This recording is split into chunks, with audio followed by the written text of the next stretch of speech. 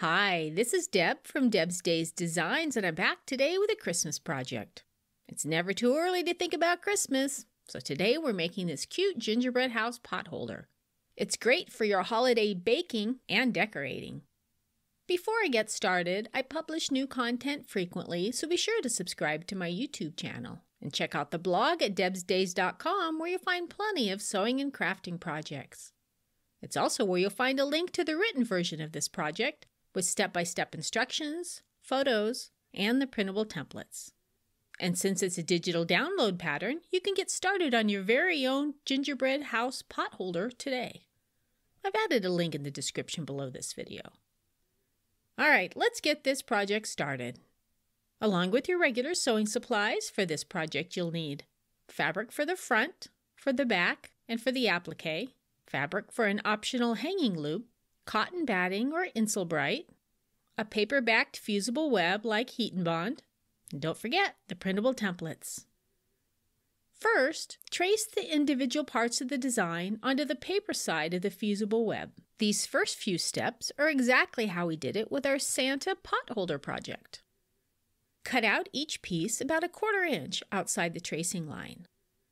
Following the manufacturer's directions, fuse the pieces to the wrong side of the appropriate colors of fabric and let them cool.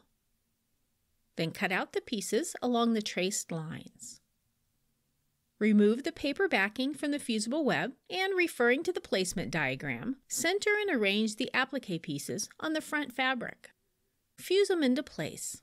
You can add stabilizer to the back of the main fabric if you'd like.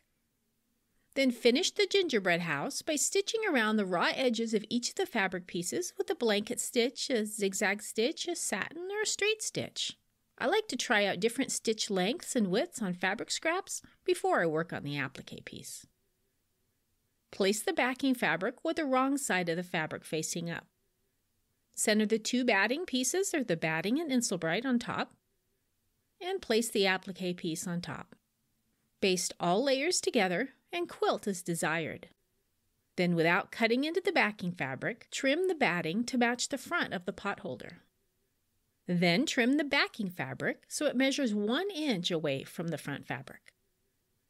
To create the binding, fold the backing over so the raw edge meets near the raw edge of the front and press it. Fold the backing over 1 more time so it becomes the binding on the front and press it. Work your way around the sides, pressing as you go, and use fabric clips or pins to hold it all in place. Then top stitch around the outside of the potholder near the open edge of the binding. Now, if you prefer to miter the corners, use the technique we've used before. Measure 1 inch away from each corner and mark it, and then draw a straight line to connect the marks. And cut on the line. Fold the raw edge corner over the corner of the front fabric and press it. Fold one of the sides so the raw edge of the fabric meets the raw edge of the front and press it. Fold the backing over 1 more time so it becomes the binding on the front and press it. Fold the other side in so the raw edge of the fabric meets the raw edge of the front and press it. Fold the backing fabric over 1 more time so it becomes the binding on the front and press it. If you'd like to hang up your potholder, let's make a loop. Fold the fabric strip in half lengthwise with the wrong sides of the fabric facing each other. Press to make a crease and open it back up. Fold one side to the midpoint crease and press it. Fold the other side to the midpoint crease and press it.